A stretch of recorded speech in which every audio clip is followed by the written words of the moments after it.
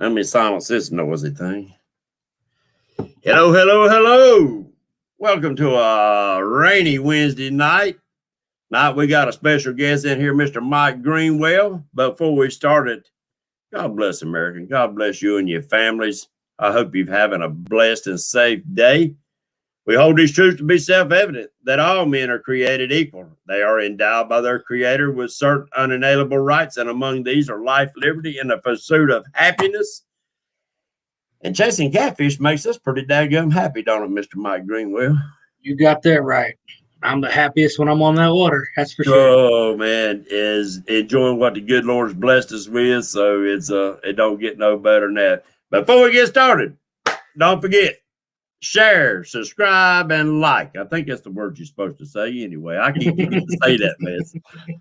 Oh, we got a few people in here. Help me holler out some. I see Buckeye. I see Thomas Little Page. Creole's in the house. I need to get to talk to Creole about somebody that lives down there in his neck of the woods.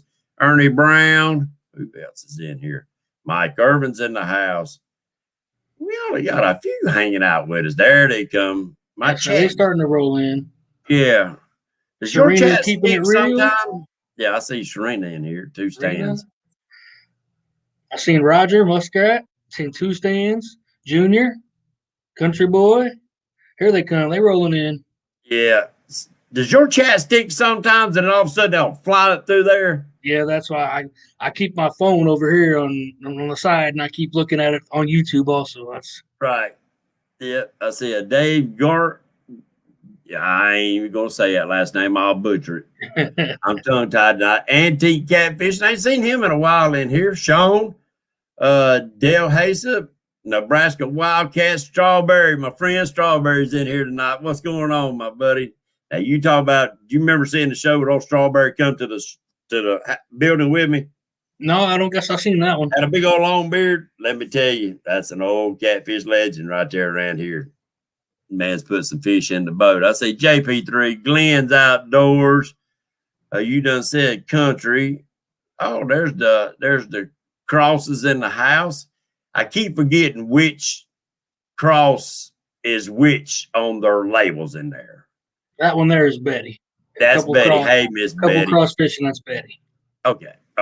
There's Chad Nolte. Keep wanting to say, what's that daggum actor who's got the last name Nolte?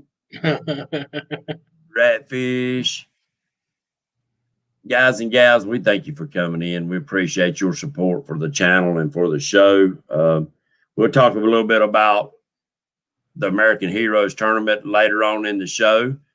But right now, we're gonna bug and pick Mr. Mike Greenwell's brain a little bit. We've been trying to get him on the show for a year now? Yeah, it's been a while. Yeah, it's been a while, so we finally got it done. And sorry it took so long, Mike, but we're gonna have fun tonight. That's right. I'm gonna pick your brain, and you do a lot of river fishing. Do you do any lake fishing at all? Nah, we got only lake fishing I do is when the river gets up real high. We got a lake that rises, all the backwater goes in from the river. And that's the only time I go fish it is when it gets up to 18, 20 foot. And you get back in there and fish it? Yeah.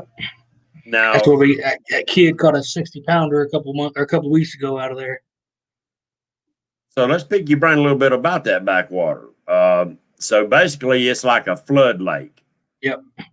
So when it floods out, it brings it up. Now, when the water recedes and everything's down, does water still stay in that lake, or does it eventually dry up and all the fish move out? Yeah, it stays from 2 to 5 foot in spots, so it's got water all the time. But when the river gets up, them fish come in there out of that current. They coming in there to feed. Yeah, it's good. It's good crappie fishing. It's good bluegill fishing, but I don't get into most of that. So, well, you have to catch bait. Well, I got spots around here I can go get them pretty quickly. Oh, that's about a 45 minutes to an hour drive. Oh, okay. But you said there was a 60-pounder caught in there. There's some big fish that's caught in there quite a bit when the river comes up.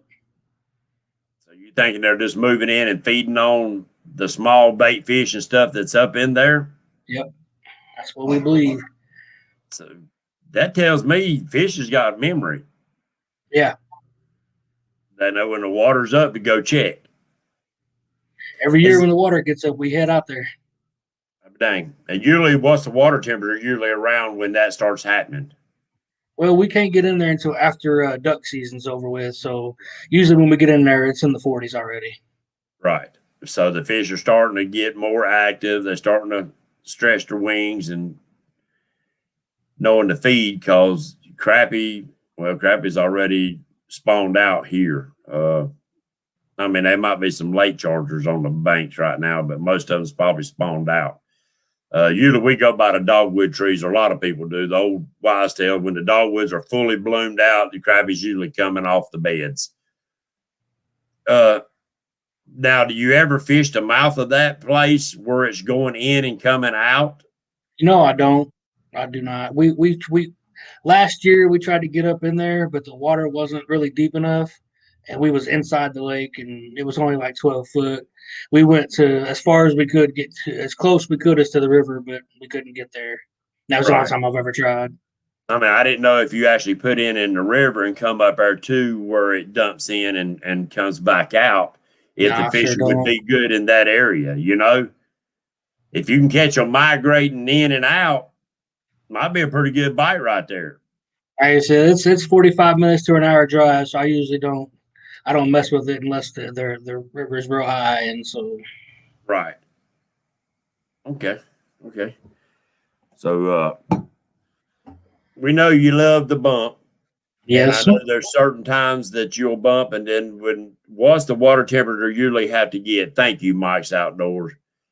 Buddy, I'm going to post up this week because I'm getting ready to draw the money out of the YouTube account for the Veterans Tournament to make a big donation. Right now, guys, we just hit over $1,000 in here, and it's all because of y'all in chat.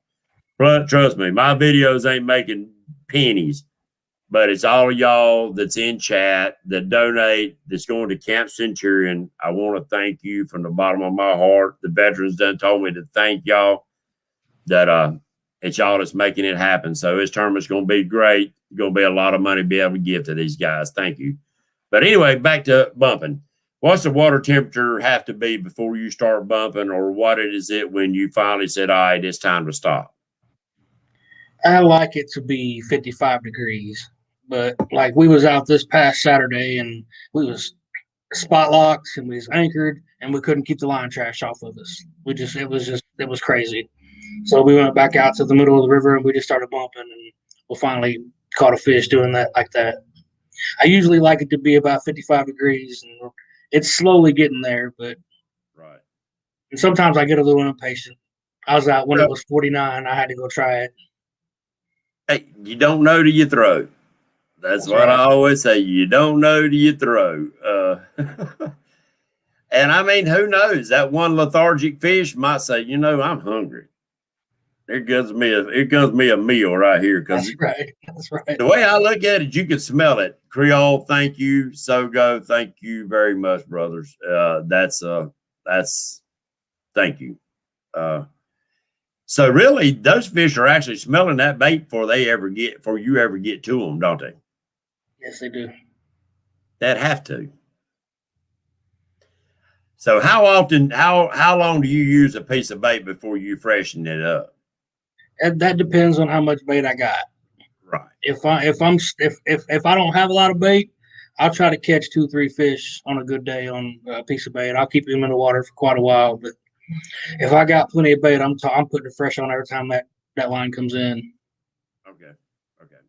I just wondering. I mean, I know some people say, "Oh, you're gonna change it so much," but I've caught fish on bait that's been out there half a freaking day and just didn't feel like changing the cotton picking thing. Yep. And big fish. I think catfish, Mike, and you might confirm this or not. If they hungry and they come across it, they're gonna eat it. That's right. I don't care if it ain't nothing but a cricket. If they're hungry, they're hungry. And big mama jammas, we like to eat. That's right. If I see food out there and I'm hungry, I'm eating it. Well, I'm going to ask you to do me one favor. It ain't nobody done it for me yet. when you out there, just like you told me a little while ago before we went live, that you marked some good fish, just couldn't get them to go. Do me a favor. Put about 10 night crawlers on the hook and put it down there. And tell me if that happens. If nothing else works, everything you try, everything you throw in the boat don't work, put a water night crawlers and just tell me if that made a difference. Just say yes or no. I'm convinced. I really am convinced, because I haven't run across that situation yet where I mark real good fish and they just don't want to go, you know. But usually when I do that, if I come across fish like that, I'm dragging or whatever, and I get out of them, and I might pick up one or two, but I don't even know if that's the fish that I marked, you know. Right. You really don't. No, you don't. But I'm convinced they've eaten night crawlers their whole life. Ever since they was born, they've eaten some kind of worm. So they know what that smell is. They know what that taste is. I mean, oh my God, they'd have to eat it, Mike. They'd have to. I don't know. We had some pretty fresh, bloody skipjack the other day, and they was just not. They wasn't biting it. That ain't a worm. That ain't a worm. I believe a chicken liver worm. I think, to tell you the truth, Mike, I think the problem is with baits like that. You know, a lot of people say, oh, that's small fish bait. They do. You know why? Because usually the small fish get it before the big fish has a chance. But if you're marking nothing but big fish down there, I believe he'll take it. He might. You ever seen that video of that guy's striper fishing? He'll put a wad of chicken livers. I'm talking about a hand wad full of chicken livers. And he's dragging for striper with chicken livers.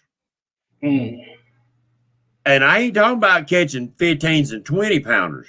I'm talking about catching 30s, 40s, and 50s on chicken livers. That's pretty awesome. Look it up. Chicken livers for striper and see what you see tonight when we get out of here. Heck yeah. So that tells me they'll eat it. A big catfish will too. Now, whether you can get it down there to him before them little peckerheads get a hold of it, it's a different story. Yeah, Saturday we actually had like 6 bites, and I knew the bite was going to be slow from the very first bite we had, because he just grabbed it and held on to it. And that happened 3 or 4 times, and I never got the fish on. So that last time, I set the hook on him, and I set the hook on him. There you go. I tried to rip his eyes out. So you figured that is just down there mouthing it, or just grabbing a hold of the bait and not the hook and holding on to it, or he was just down there mouthing it, and the one that we actually caught was a 13-pound fish, so he was plenty big enough to suck it in and get it. He just down there just playing with it. Just a fishing fetish said everybody uses chicken livers for striper up there. I know on the couple lakes down here that's got the hybrids, we use them for the hybrids. We'll throw a little bit of salt on it, and that salt will help toughen them up. I'm not saying chicken livers is the best bait, guys, and it is hard to throw, but I think you could drop it straight down where you don't have to cast it like we was talking about, and you mark them underneath your boat, just drop it straight down. It might work. I'm not saying it will, not saying it won't. I just want somebody to prove me wrong. So you're right. You're right, Creole. When it gets like that, you know the bite's slow. I mean, that's why that happened 3 or 4, maybe 5 times, and that last time I didn't even think. I really, honestly, did not think I was going to catch that fish. But when he was just sitting there, and I stood up and I just yanked him, and I got him. Do you miss using J hooks, setting them hooks? See, I've only been fishing for 6 years, so I started out with circle hooks. Oh, okay. So I never used any J hooks. Yeah, I do. I still miss them days of grabbing that rod and trying to part their eyeballs in them. Now, when you're bumping out there like that, I mean, what is some of the first things that you look for to set up and start your bumping route? First thing I got to find is current. Sometimes, we are in the river, but sometimes the current gets low, so we have to go find the current. But then the second, I really want to see fish behind humps. If I can see a fish behind a hump, I know it's going to be a good day. Because Right. like Creole said earlier, they just cannot. When it comes down that hump, they gotta bite it. It's just instinct. They just snatch it, Right. and That's it's what on. they're waiting on. And if I can't find any humps, I'll go find structure and I'll bump really close to the structure. Try not to get too close to it because then I'll be losing rigs, but Right. that's part of it. Oh yeah. Yeah. You can set the hook with circle hooks. Now, there are some hooks out there that. What's that one hook? The Mad Catter hook. It's almost like a Kell hook and a circle hook combined. Mm-hmm. Now I haven't got any of the new ones. They said they got some new ones out there that's a thinner wire. I haven't tried them yet. Have you tried them? No, Uh, I know I won a set off of Catfish Weekly a long time ago, and I got them. I thought, man, because I told him I wanted the 10-aughts. I thought, man, them some thick freaking hooks. And really, all the fish but one never got that hook to penetrate through the jaw.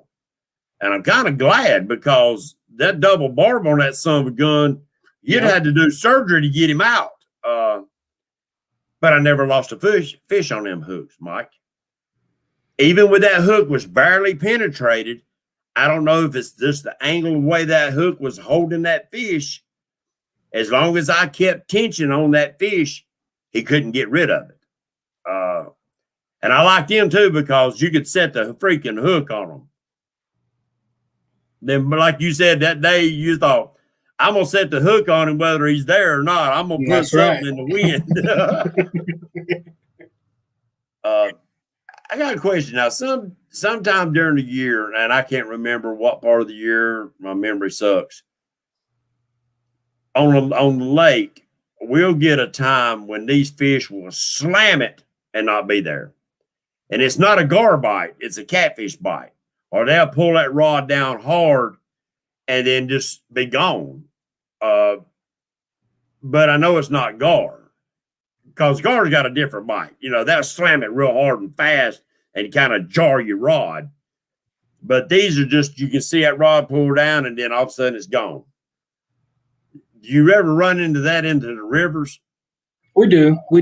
I actually started using I got mostly 8-aught hooks, but if I start getting a lot of that, I'll do a double hook rig where I put a 5-aught or even a 4-aught underneath that 8-aught, and I'll start catching them.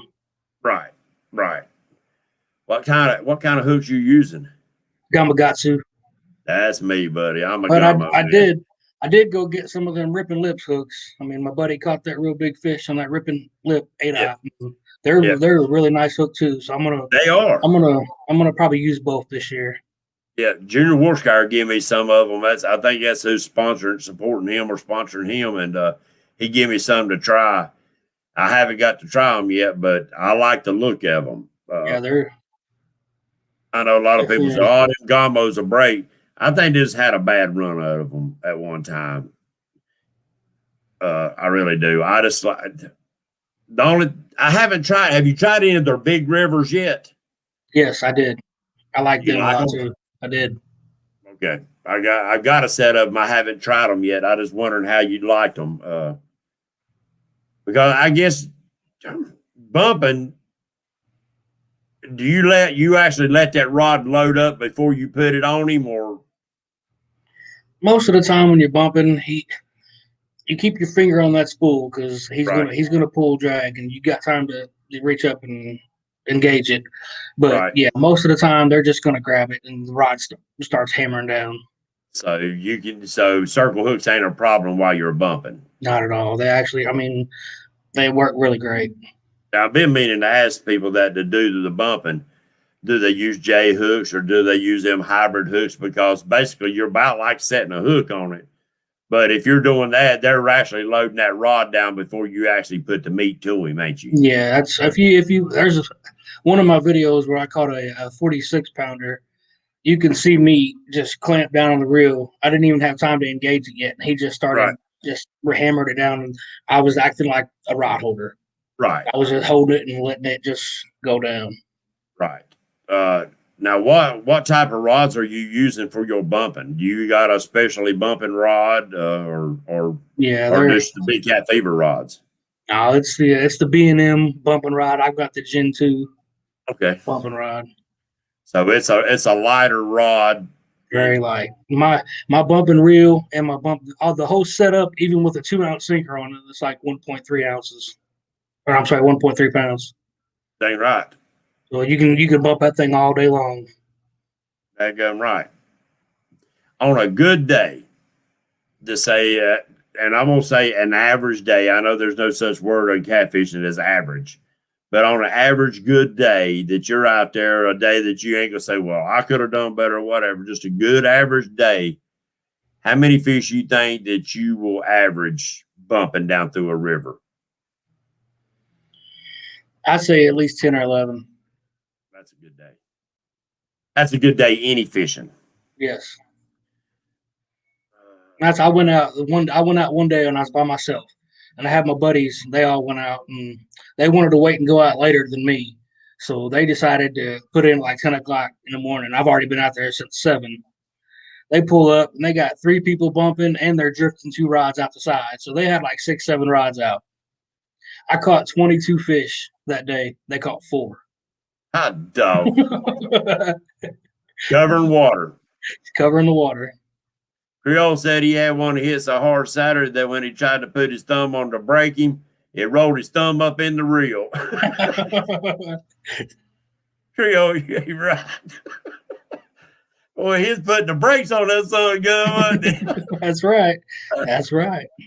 Oh, hey, PD, you need to text me some information, my friend, on if you're coming or not. I think you told me you were, but you didn't send me your veteran's name that you're honoring by fishing. I don't have no rivers anywhere close that I could even try the bumping, but I have thought about the days that, like right now, we're getting so much rain and that our lake has got a constant current, and we do have a river section up the lake. I think you could do it, say, the first day or 2 of current, but those lake fish are lazy.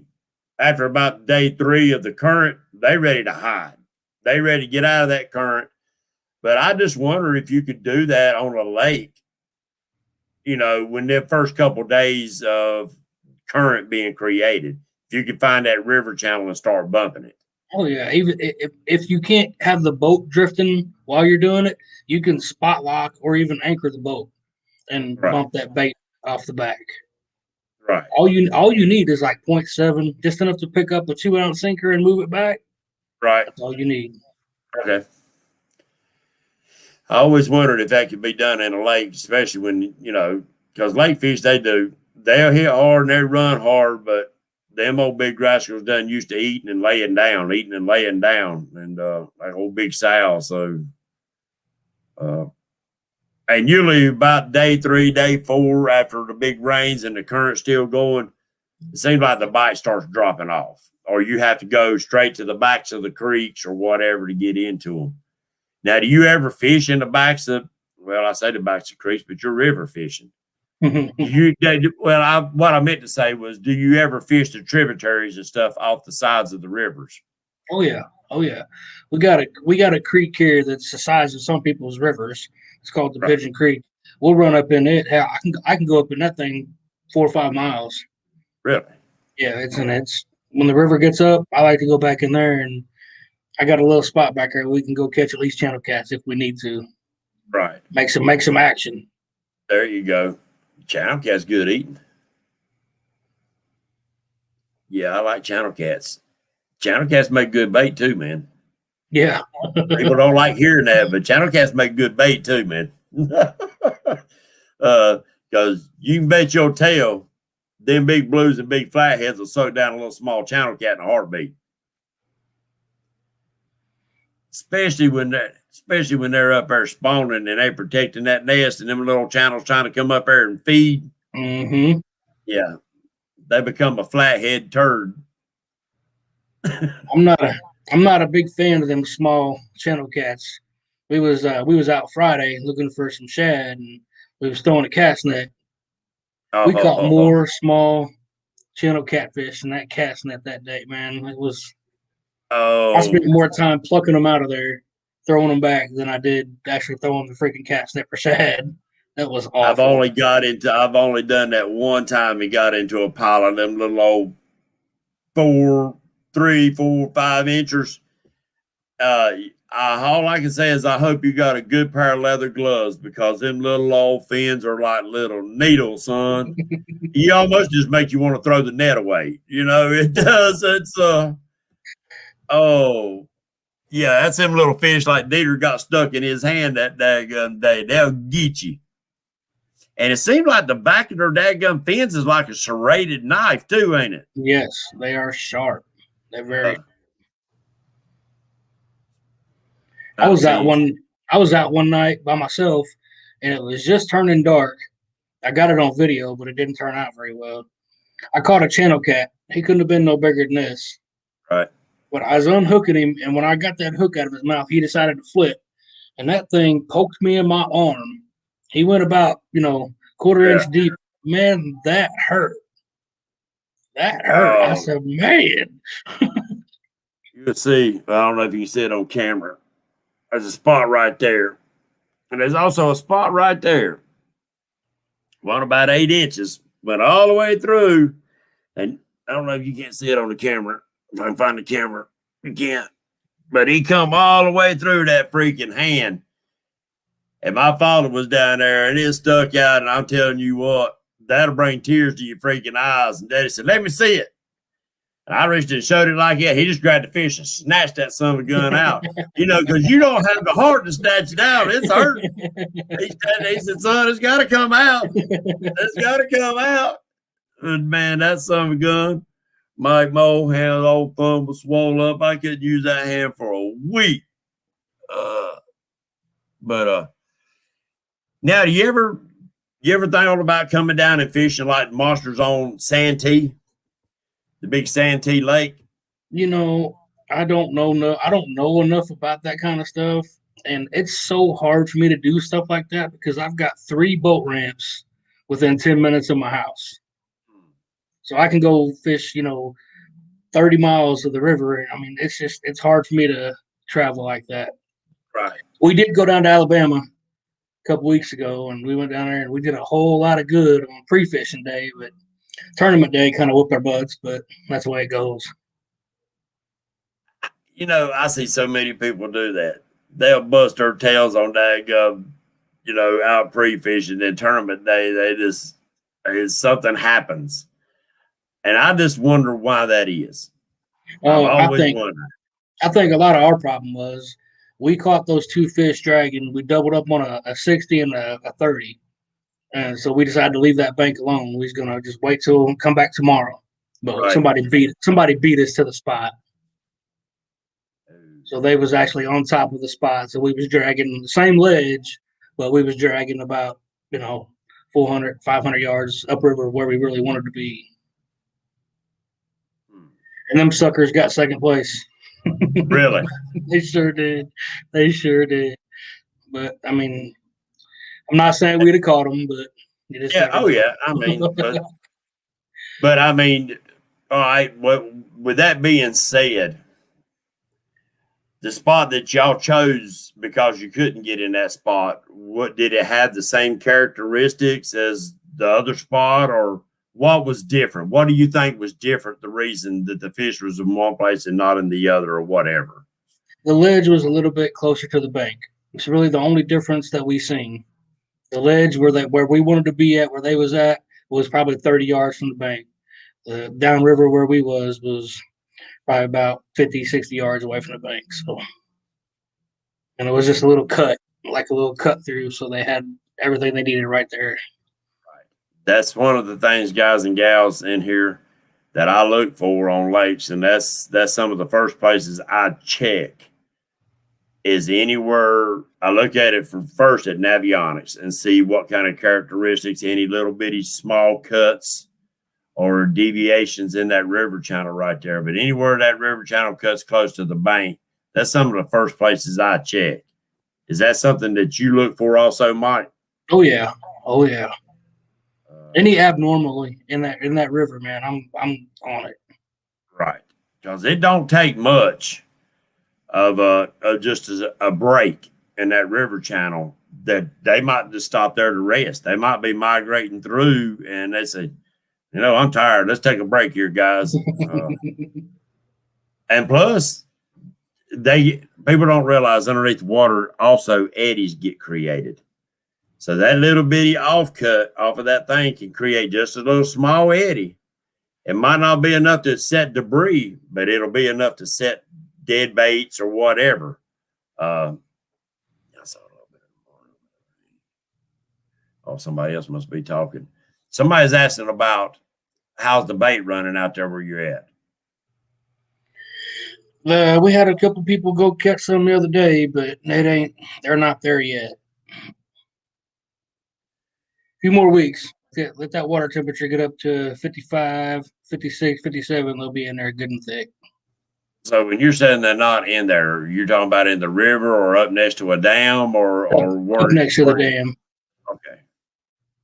So they're always in there. You just don't know where they're at. Right. Yeah. So you try to get them where they congregate, and you got larger numbers to be able to get in there and get them. Yeah. See, our numbers tonight right now is 41, Mike. We're actually, our dam, we got a walkway that connects our dam, and you can walk all the way out to the side of the dam. And you can sit out there, and when the water gets perfect, you can walk all the way out there, and you can catch one just about every cast. Dang right. From what I understand, we don't have them around here, but that looks like a fun fish to catch. You won't have no more. You will drive to go do it again if you did it once. Dang right. It's that fun. It's that fun. And I see that's like, I don't know if you got white perch out there, but that's the way our white perch is on Wiley. They're so thick in there that when they're up and scrambling, it looks like spaghetti on your depth finder. It just looks like a mess of spaghetti. And you drop a 6-hook sabiki down and come up with 6 fish. That's the days you take kids fishing. Yes. The best way I can explain the skipjack fishing is imagine going and catching 3 1-pound bass on the same rig at the same time. Dang right. Pulling everywhere. I mean, it's fun. It's fun. I imagine you lose quite a few because they're tugging against each other the whole time. You do. Yeah. Now on your sabikis, I know there's a lot of different sizes of sabiki. Do you use the bigger hook sabikis? It depends on the time of the year. Okay. Like right now, I'll probably run up there and check them out Saturday. I'll go with probably a size 4 to start out with, because the bigger ones are in there now. Right. So, and right now they're just in there eating whatever they can. So I want to mimic that. So when they're in there heavy, they're usually chasing those little treadfin shad, ain't they? Whatever's in there, the little minnows of whatever they're after. Bellies will be slam full of them. They will. You cut them open, and that's all you see is just little minnows. Right. Do you ever look in there, cut one open, one of the first 2 or 3 that you catch, and see what size it is to match the size of bait? Or they just ain't that picky? No, especially whenever we're catching them, you want to get them on ice. You don't want to cut them until you're ready to use them for bait. So. Well, what I'm saying is when we used to white bass fish, we'd always save a couple to eat. But the couple we're going to eat was the ones we would cut their belly open to see what sizes of shad that they was feeding on. Mm-hmm. Because we found out that the white bass are very picky eaters. And if they was eating 1.5 inch shad and you throw the 2-inch shad, you might catch one in a blue moon, but you throw an 1.5 inch shad and that'd wear it out. That's why I said that. A lot of times we would check to see what size it is because we knew they were so picky. I didn't know if the skipjack was that picky an eater or not. I think if they see something running, they're pretty much going to eat it. Right. Yeah, that's now. Do you brine yours like I say, a lot of people doing, mix up the brine and shove them straight in brine? I mean, I'm the furthest I travel is like an hour away to go catch them, so they'll be fine on ice until I get home, get them in the freezer. You want to tell these guys and gals your technique of freezing? Well, we got a lot of new people, Mike, that comes in any of these shows, and so let's share a little bit of information that might help them out as far as getting their baits. Yeah, definitely. Whenever I go catch them, I will take 2 coolers. One of them's got the ice in it. I'll layer the fish, put some ice in it, layer the fish, put some ice in it, layer the fish. So you don't want too many of them stacked up on top of each other. I like to have ice fish, ice fish, ice fish. Then whenever I get home, a lot of people do the vacuum sealing. I do not. I just go buy baggies, get those really good Glad Ziploc baggies. Just fold them up, get all the air out. I use them so fast that vacuum sealing doesn't matter to me. Right. But if they're going to sit in the freezer for a while, you do want to vacuum seal them. Right. Now, I've seen some people talking about they wash and wipe all the slime off of them. Is that something that's really needed, or is that something you never really worried too much about? I don't worry about it. Okay. Now, maybe if I was selling them, and I'd make them look all pretty and put them in the baggies, but, I'm going to use them so fast personally that I'm not worried about all that. Okay. And I mean, that's good, especially that you're able to get that, put that much fishing time in. But now if you was going to, like you said, if they was going to set in there and you needed to get up bait because, you'd like to go fishing in a spur of the moment, would you brine your fish before you vacuum seal them, or would you do anything different besides vacuum seal them? No, nothing. Just vacuum seal. Creole said he don't either. He wants the slime on his fish. Okay. I don't know. I just wondered why some people say do it and some say they don't. I mean, I guess it's to each their own. There ain't the way I see it, there ain't no salt in my river, and I ain't going to put them fish in no salt. Yeah. That right there works in so many different ways, not just salt, Mike. So many different ways that people just don't get me wrong. I know some of these crazy baits work. I do. Chicken, whatever. I've always been a firm believer. I'm going to use what's in the water that they feed on. If they're eating brim and summertime when the water's hot, bluegill, largemouth bass is hot baits because they're more prevalent. They're easier for them to get, and that's a good bait. A lot of people love white perch year round on our waters. Are you a person that use skipjack year round, or do you change up your baits for different seasons? I will change up baits. Skipjack is a year-round bait, but if I can get shad in the colder months, or if I can get moon eye in the warmer months, I'm going to use them. Okay. But I'm always going to have skipjack on the boat, just in case. Right. So now, usually when are you're throwing the big gizzard shad? When? Probably from November to probably late February. Is the reason in being, is it because it's hard to find skipjack at that time of year? Yes, really, that's the only reason. Because if I could figure out how to catch skipjack year round, I'd probably use skipjack year round. Mike Lewis said, do you ever stack them upside down so the blood stays up in the top of the fish? No. Okay. Good question. I mean, it does kind of make sense that most of the blood will stay up there in the thicker part of the body, though. So somebody was thinking about it. Yeah, they was. I mean, who knows? You want the bloody meat up in there. That's why when these people are talking about doing their fillets or doing their flapper rigs, and I see them cut that backbone out and throw that backbone away, I thought, what are you doing? That's the bloodiest part of the fish. I don't get it. I want blood. I want blood. I've caught fish on the head and the backbone on it. No meat on it, just the head and the backbone. When Other them than days you ain't got much bait, you make it last. the headpiece, I like that backbone, and I actually kind of fillet one side of the backbone and get them juices really flowing. I really Yeah. like that when I'm drifting. When I'll be bumping and I'll have 2 drifting rods off the side, and I really like that for when I'm drifting. Yeah, just nicking that backbone down through there, man. It'll trickle blood out of it for a while.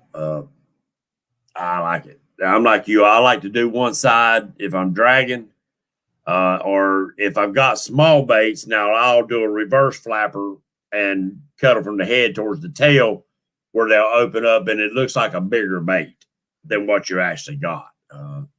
That's like, I mean, this past Saturday, it was a rough day, and I when we went back up to restart our new drift, I had Jake. He put on all skipjack. I put on all shad since we had plenty of bait. Right? And every bite we had came on shad, even this late in March. Really?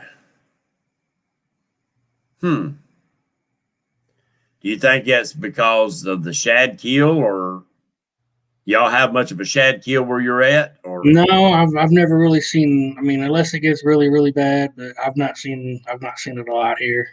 right? Yeah, I mean, I didn't know. What does it usually happen when the water gets down in the finally breaks into the 30s? Is when they start getting some die off. I think that's what I've heard some people talk about. Are there anything that you can kind of share with our viewers on if they want to start trying bumping, anything that you can share with them that might help them along with that? Spend the money and get you a bumping rod. That sounds weird, but the sensitivity from a regular anchor, drifting, casting, whatever rod to a bumping rod is worth the extra money. Get you that sensitive rod, get you some cannonball sinkers, and I mean, you can set up the rigs. You got snell the hooks. Where's it at? Where is it at? Where is it at? I don't know where it's There at. you go. There you go. Now you Snell the got hook. This is a miniature version of the bumping rig. it. Okay. You got your ball chain swivel in the middle, and on the downside, you want your. Uh, I'm having a hard time with this laptop trying to find it. There it is. There you are. On the outside, you want that, and then on the downside, you want your sinker leader. How long is usually your sinker leader? Sinker leader is usually about 12 to 15. Because usually you want 12 to 15 inches from your swivel to the ball chain swivel, Right. and then another 12 to 15 down to your hook. And I always like to have my sinker leader come down and touch the ball chain swivel. So it's about half the rig. Got you. So there you go. Now, do you ever run like the Santee rig with a float out there to keep that bait up, keep it off the bottom, or? No, I mean, if we got the current, I'll just keep slowing the boat down until that bait will rise up. Okay. Okay. So that's some little things that you have Every to now learn and doing it. every now and then we'll put a rattle on there just to see if it'll do anything, but Right. it's more of a playing around thing, I guess. So that's so basically what I'm hearing from you is it's going to be time on the water. Uh, how long do you usually let your bait fall behind you as you're drifting down through there? I've heard some people bump not real far behind the boat, and some people bump, like Lyle said, he bumps a long way off behind his boat. Thank you, Oh Richard. yeah, I'll if it's a hot bite, you're not going to get the bait out that far. But Right. if it's not a hot bite, I'll let that thing go until I'm about out of line. I really will. I'll let that thing get way back here. Dang, you asking for punishment. That's a long way to reel a fish back in when he's good, when he's incurred. when you get hooked up, you turn that trolling motor off. Get you a little help. Kind of drift back there to him, huh? That's right. Oh Lord. So anything else you think you could share with a newbie? If you're going to get into bumping, get you a good solid reel with a thumb bar too. The thumb bar makes a big difference. That makes That sense. way, when you can release it, I'm mostly one-handed fishing when I'm bumping. Right. You click it, let a little line out, engage it. I'm always thumb and if you get a fish on, hold on. So you ain't wearing a bracelet with a little hasp on there locked to your rod, do you? No. You will just about lose some rods. Oh, Fred Sanford hands, man. I might have to do that, man, because I love losing rod, And I imagine they have been quite a few rods snatched out of hands doing that. Now you get to bumping and you're not, it's a slow day, or you go quite a ways without a bite. You get a little relaxed, and oh my, Getting that rhythm. You just getting that rhythm. I've done that back in my bass fishing days. Be out there knowing that they gonna start busting that top water any time. At any time they gonna start busting it, especially like an old czar spook. You get into that rhythm of working that thing, making it walk the dog across the water. And you ain't got nothing, you get relaxed and you're just watching the water and everything. And all of a sudden, that about 4 foot from the boat, that rascal will say, boom! I've hit myself between the freaking eyes with a daggum 2 treble hooks and a big old plastic czar spook. That's what I always wondered, because that would have to be, you'd just about have to be concentrating the whole time to keep from losing a rod. Now, does your rods have the pistol grip on it? I mean, the trigger? Yes, it does. That's what I was getting ready to say. That would almost have to be a necessity. I think, honestly, too, if you're going to go out and you're going to try to learn bumping, just take bumping rods with you. And like Creole just put in there, pre-tie lots of rigs. Because if you go out and you're bumping and you get frustrated, you're going to put that bumping rod up. You're going to get them drifting rods out. You're going to get them anchor rods out, and you're not going to do it. Yeah. When I first started doing it, I put 2 bumping rods in the boat. The river was flying. It was like 30 foot. The river was flying. I went over on a real shallow bank that's normally hardly any water, real sandy bottom, and I bumped. And I caught about 30 channel cats that day, but I'd learned. I felt sinker coming up off that sand, and then you feel what that bite is compared to a rig getting caught up in a tree. And right. And that is, guys and gals, one of the first things that helped me learn things was when I bass fished using just a Texas rig worm and a very good sensitive rod, braided line. Now, I'm a mono guy, but listen to what I'm saying. You can take that worm and cast out there, and you will start learning what different bottoms feel like. Whether you're in mud, whether you're in shell, you're in rock. What's up, Pill and Drag? 1 ton. Whether you bumping across sticks or you coming across a hard debris or something like that. I'm sure doing that with a cannonball sinker, you start learning the feel of what that bottom's made out of, don't you? Oh yeah. Whenever you hit mud, you know it, because it feels like it sinks in. You can feel that through that rod, and then when you lift it up, it's kind of like the suction cup. There you go. We've been out. We've had good days where we didn't lose any rigs, and we're using the same sinker all day long. And when you finally pull that thing in, and you look at it, that 2-ounce sinker then turned into a 1.5 because you done beat the crap out of it. You done beat it on rocks and everything else, and then knock some of the weight off of it. Makes sense to me.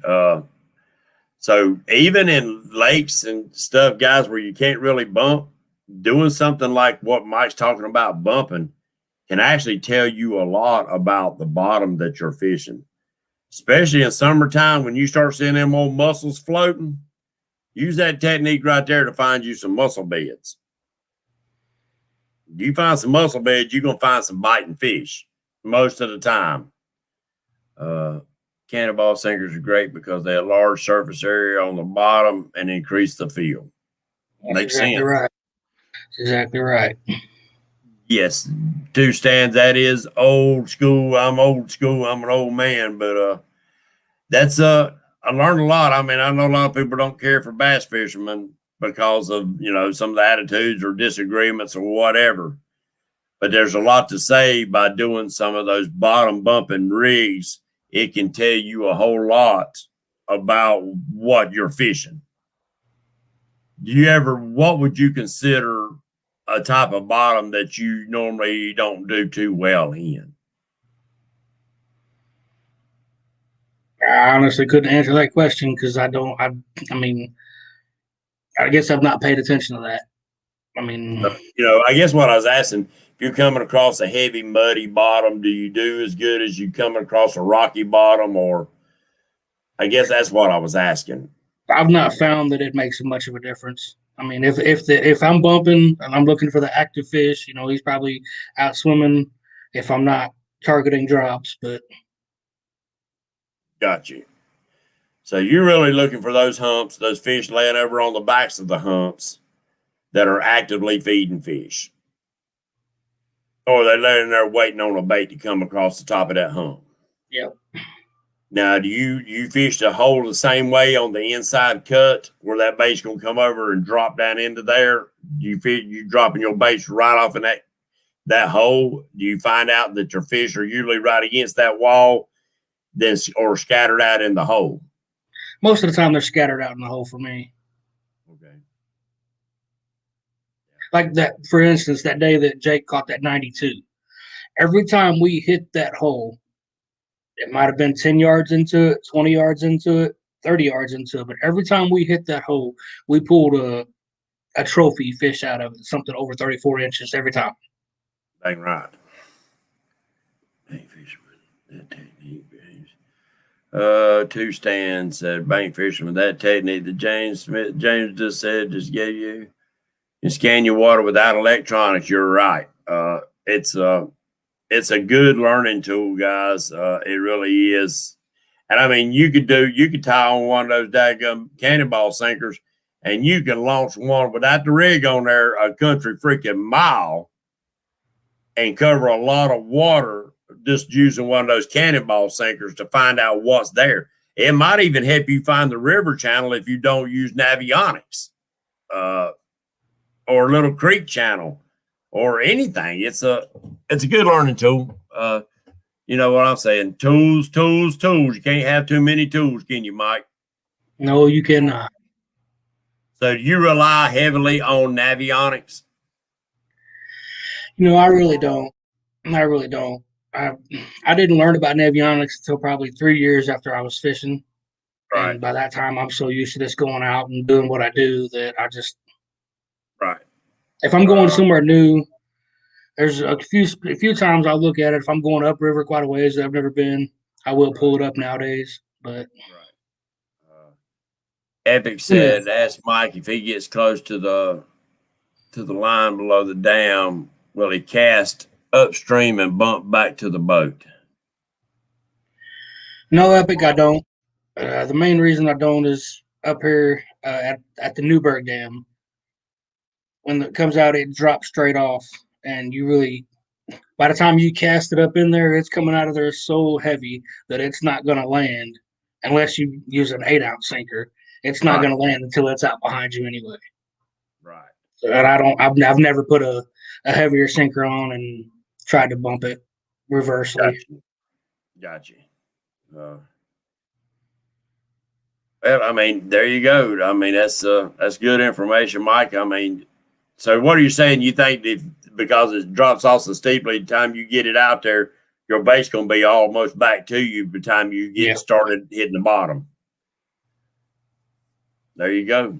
I never would. Well, I guess you're right. If it's really deep like that, time you make that cast and your bait swings back down, it's almost back to the boat with you. So you really don't have much to work with. when we're up there bait fishing, we'll throw it up in there, but you got to reel real fast because that water's shooting out of there. And them striper guys, they get up there and they throw it up in there, but their baits hardly ever hit the bottom when they're catching them stripers. So. Right. And usually around places like that, they put so much big rock in there to keep the erosion down underneath that water. I imagine if you let that big old cannonball sinker hit some in between the cracks of them rocks, you're going to lose your jump. What's up, Camo? We used our Navionics last weekend in a tournament on Arkansas River. Never been there. No fish finder. Place fourth. There you go. That's pretty cool. That's pretty freaking cool.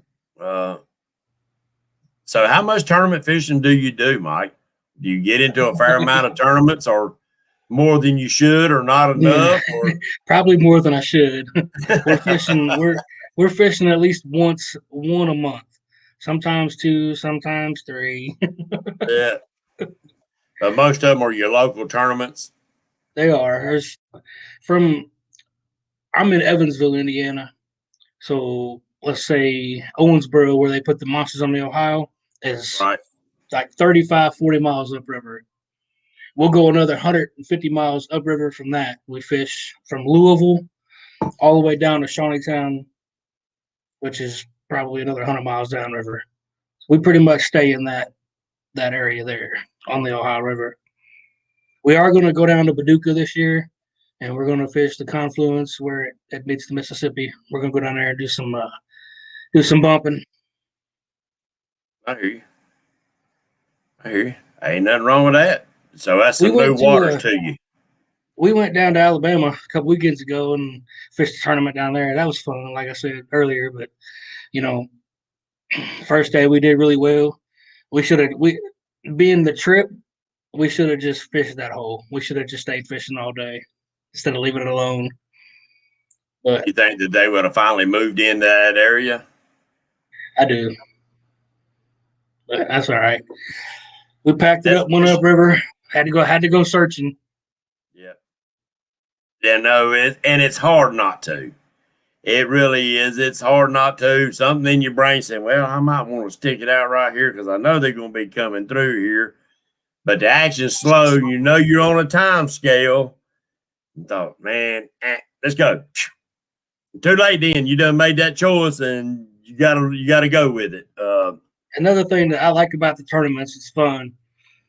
Saturday, we stuck it out. Saturday, we stayed in the same area all day long. But there was some boats that locked through, went down and fished a different area. Half the day they're running back up. And you see boats running everywhere. That told me that it was a tough day. Right. Oh, yeah. Yeah. And now there are some people out there that I think they like riding in their boat more than they like fishing. Don't you? Yes. For sure. I'm in a parade. I can't. The way I see it, if my bait's not in the water, I can't catch him. Oh, yeah. Yeah. If they's biting fish that ain't 5 foot off the ramp I just launched from, I'll put bait there. I don't care. It's yeah. That saves me a lot of money on gas, don't it, you? Well, sometimes we make a good run, but when we do make that run, we hammer that area all day. Yeah, you make it worth. You get your money's worth out of it, don't you? That's right. Yeah. So I'm gonna give a shout out to old Peel and Drag. Yes, we're gonna sir. have to get together this year, buddy. We've been talking about it. This year, we're gonna make it happen. Yeah, shout out anybody you want, man. Shout it out. Tell them hello. It's 9 o'clock now, so I'm gonna start talking a little bit about anything else you want to cover before we jump off of here, because I ain't jump off right now. We're gonna be on here for a few more minutes, so I'm not gonna cut you off. Anybody that's local to me, keep your eyes open for a couple benefit tournaments we're having here. We got one coming up in August, or I think it's July, August, and September. 3 different trails. All of them are doing the benefit tournaments. They're all of them for very good causes. So they'll be on my Facebook pages and all that. So check them out, guys and gals. Always something to help others is Mike, I learned one thing about that. Doing these tournaments for the veterans or doing a tournament for a family or whatever. A lot of times you get a better feeling by giving than you do receiving. I agree. You know, so give back, guys and gals. That's what it's all about. That's what the American Heroes Catfish Tournament's all about. I wish you lived closer, Mike. I'd love to have you out here. Love to be able to shake your hand, man. Like I said, I'll shake a hand, hug a neck. I ain't scared. Because to me, y'all all are family, and you're welcome here anytime. Wished I could travel more. I don't travel too good, Mike. As far as driving, that's why I don't drive a lot of places. There's a lot of waters I'd love to fish. And I guess I'd have to say, if I was going to come fish your waters, I'm going to have to say, Mike, you're going to have to pick me up at the airport. I'll be flying in. So that'd be the only way I do it. I'd love to go out there and watch the tournaments for the big veterans tournament out there. I just had a brain fart. Son of a gun. Roger just had a guy on his show about the tournament. It's a big veterans tournament out there. Oh, the fishing for fishing. Yeah, fishing for freedom. Yeah, fishing for freedom. I would love, and hopefully in a year or so, I can get on a plane and fly out because I would love to be part of that. I really would. I really would. That's just an amazing thing. So my tournament, guys and gals, right next to Charlotte, North Carolina. I know everybody's heard of the Hornets and the Panthers and all that. That's where Lake Wiley is. Mr. Dieter Melhorn and Jeff Manning's home lake. April's going to be a great month for us out here, Mike. The fish bite is getting ready to turn on hot and heavy. If some of this rain would slow down, son, our waters are looking almost like chocolate milk, which I like dingy water. I catch a lot of fish in dingy water. I ain't scared. I guess that's what you say. But anyway, guys and gals, it's for a good cause. And if you can't make the trip out here, please look up Camp Centurion. They're slamming the walls up now, Mike. It won't be long, and we'll be able to start housing veterans in there and getting them some good rehab of what they need. Things are starting to come along. Permits are starting to come in. Good and well getting permits for anything from local government's a pain in the tail. But we're getting it done. And so if you can't come out to the tournament, check out their website on Facebook, or they actually have a website. It's a nonprofit organization. But at the tournament, Mike, we're going to have a prayer. We're going to have the national anthem played. Old Wampus Cat's son's going to be actually playing it on a guitar, a lead guitar. Cool. He's going to do the Jimi Hendrix version of it. We're going to have a flag raising and a big old giant firework to send them off down the daggum water, buddy. We're going to have veterans there to join us, probably there for the weigh-in. Got a guy from Camp Centurion is going to be set up, handing out some information. And if you want to know, come help, donate, or whatever, all the information will be there. Bank Fisherman's going to be there. The 1 Ton Catfishing Club, them boys are coming. They're going to put it on them. They said they're going to catch them right off the bank. So come join them. Got a guy that just called me today. And I was wondering what was going on. I couldn't really understand what was going on with the phone. He said, I'm a deaf catfisherman. I can't hear nothing, but I'm catching catfish, and I want to come fish your tournament. I said, sir, you're more than welcome. Come join us. He'll be fishing off the bank there too, guys and gals. Started out on the 17th. We're going to kick it off at 6:30 a.m., send them down to water, Mike. Well, launch is going to be at 7 a.m., I'm sorry. Lines out of the water at 3. Boats has got to be in line at 3:30. Weigh-in will start around 4 or any time between 3:30 and 4. If they start rolling in, because I'm sure that boat ramp, pleasure cruisers and probably bass fishermen and everything. So that boat ramp's going to get to rolling. And if you can, roll up at the ramp a lot earlier. All right. So we can get some pictures and stuff. But let's beat the bass fishermen to the daggone boat ramp, so they have to park out on the road. It is a 2-fish tournament, guys and gals. The first tournament I had, Mike, I made it a 1-fish. I've heard some people say, well, anybody can, stagger across a daggum big fish once in a while. I'll probably go back to the 1-fish tournament, make them swing for the fences, make them swing for the fences. But this year it is a 2-fish tournament. Your live wells will be checked, and it ain't really that I think you're going to be cheating. We just want to make sure you got a live well that can support 2 big fish. Because April and Lake Wiley, you could come in with 240s. You could come in with 250s. So we just want to make sure that the live well is sufficient to keep those fish alive. And if you come in and you got a fish that is struggling and you don't think it's going to make it, don't bring it to the scale. Get a hold of one of us. Richard Warskyle, Team Keeping It Real, will be there helping me out. Team Wampus Cat, Justin, Big Nasty's going to be there helping. And probably Lyle is going to be there helping. But if you don't have oxygen in your live well and you got a fish that's struggling, give us a holler. We'll find you a live well to put that fish in and put some oxygen to them and see if we can help revive that fish. If it can't, just leave it in your live well, take it home, and make you a catfish meal out of it. Do not release that fish to struggle around and float right there around that boat ramp. Right. We will be having some eyes.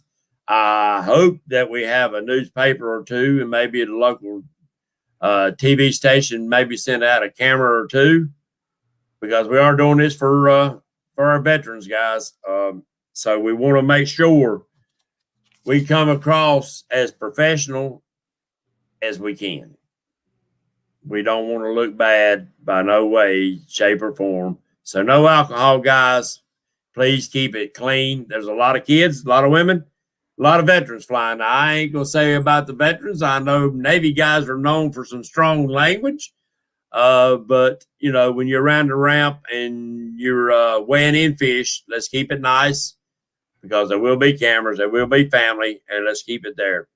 But the first and foremost rule of this tournament, you have to fly the American flag on your boat. If you show up without a flag, I'm going to send you to Walmart to get you a flag. That means you'll be fishing late. But yeah, that's most important thing, is that you will be flying a flag. Be launching from South Point, Fisherman, North Carolina, South Carolina.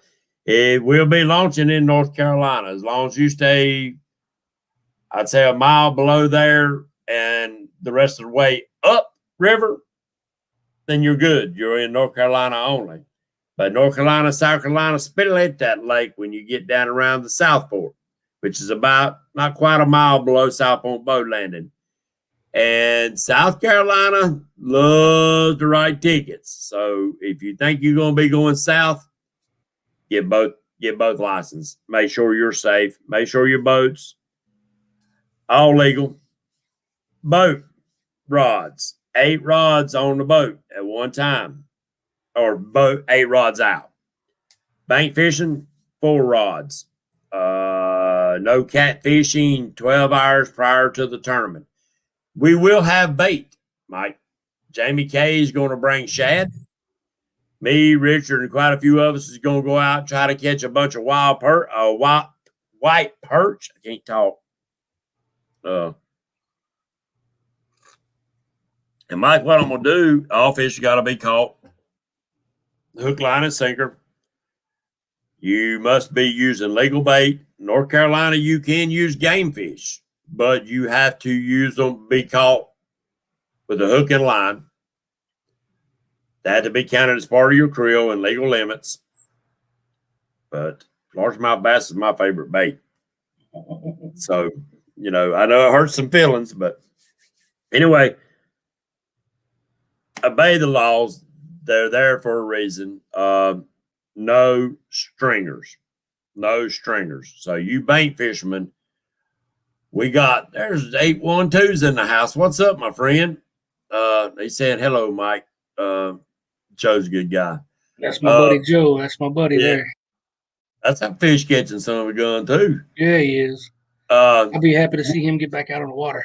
yeah, me too. He's had a lot of aggravation with that boat. But down there where we're at, South Point's got two ramps, two separate ramps like this. But there's a big flat area in the middle. I got a bunch of rubber fencing. I'm gonna go out there in the water and drive stakes up, put up that fencing. So these guys that bank fishing, all they have to do is tag their fish, throw them over in there, and when it's time, the end of the day for the weigh in, just bring your net over, scoop them up, make sure it's your fish or fishes, and weigh them in. That keeps us from having to bring a tank, a pump, trying to keep those fish alive. If you keep them in the water they come out of, most of the time they'll stay alive.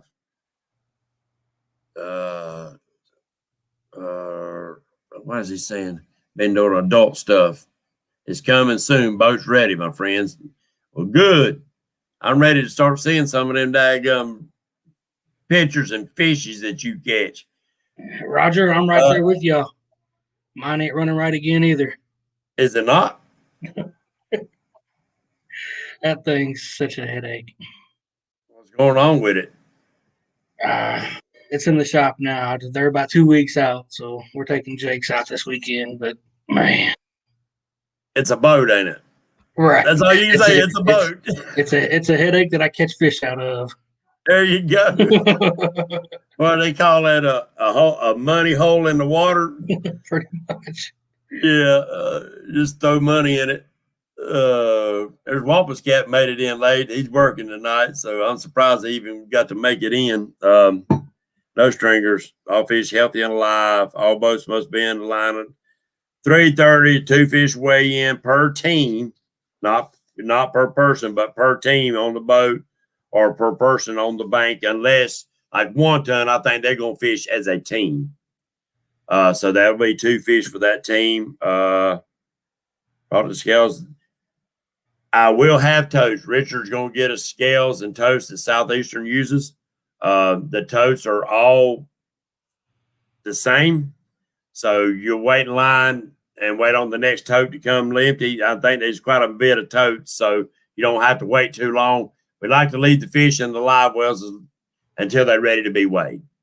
I mean, you don't like seeing fish struggling, do you, Mike? Not at all. And one more thing, and then I'll get out of your hairs about this, guys and gals, is that, I got a few more things, but we got some people going to be bringing some tagging tools. Any fish over 40 pounds, we're going to try to make sure we get a tag in it and give you the number of the tag. So, and your name on there, so you can send it in. And if your fish gets caught again, Mike, they'll send you a daggum email, say, hey, your fish was caught. And you'll know that fish that you caught on tournament day was caught again by somebody else. So I think that's pretty cool. Yeah, that's pretty awesome. Something a little different. And plus, you'll get to see, that fish might not be nowhere near where you caught him from. Then again, it might be back in the same hole. Mm-hmm. All boats must respect other fishermen. Give them room. No crowding unless invited. If you're invited and y'all want to tie up together and sit out there and drink tea and shoot the breeze and keep the rods out and have a good time, and I have no problem with that. I think it'd be cool. You will, guys and gals. I know I've had a lot of questions about this, but I don't know that lake. I don't know if I can get on the fish. We're gonna get you on the fish. You call me. We're gonna tell you where to go find fish. We can't make them bite for you, but we got a lot of guys that in the next week or two, probably the Wednesday prior to the tournament, I'm going to have some guys sitting right here in the cabin that's going to give you places to start looking. Good holes on Lake Wiley that'll help you get started. Now, it's first come, first serve. So if you like me in a slow boat, you might want to find the ones that's real close to the boat ramp. But We want everybody to catch fish, Mike. It's ain't a regular tournament. We want everybody to be able to come to the ramp with fish to weigh in. Hopefully everybody's going to have a pig. There you go. That'd be a good weigh-in right there. Seeing them pigs come in. But most important, guys, it's all about camaraderie, brotherhood, the love of what we love doing is catfishing and sharing it with our fellow man. What better day to do that than share it with a bunch of veterans? That's right. Without them, we wouldn't be able to catfish like this. Oh, we'd be doing it, but we'd be feeding the government the fish. And we'd be having to suck on the bones. Mike, I appreciate you coming in, my friend. Yeah, no problem. Great show. Had A lot fun. of good information. If I could, Yes, sir. I went from 900 to 907 tonight, so y'all keep them coming.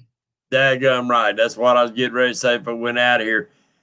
If you're not subscribed to Mike, check out his channel. Subscribe up. You heard he gives some great information out here tonight on bumping. I'm sure there's a lot of other stuff that he covers in his videos and his live streams. Check him out. Share the love, guys. Let's get him up to 1,000. That's pretty cool when you can go live without having to use StreamYard or something to do it. Can't wait.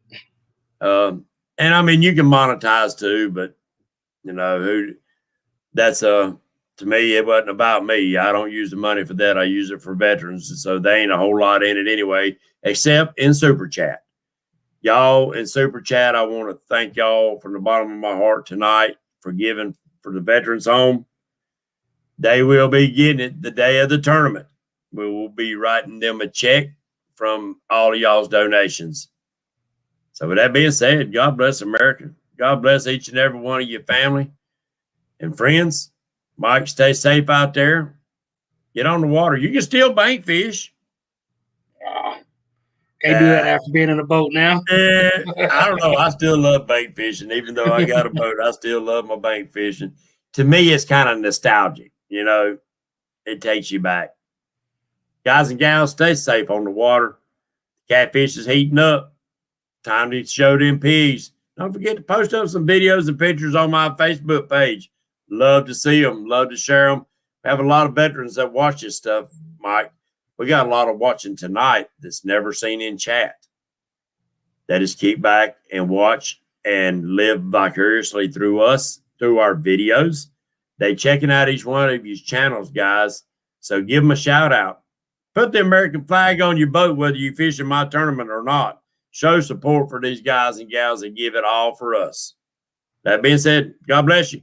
God bless America. And we'll see y'all next week. Actually, we'll see y'all Monday night on Catfish Weekly. Take care. See you.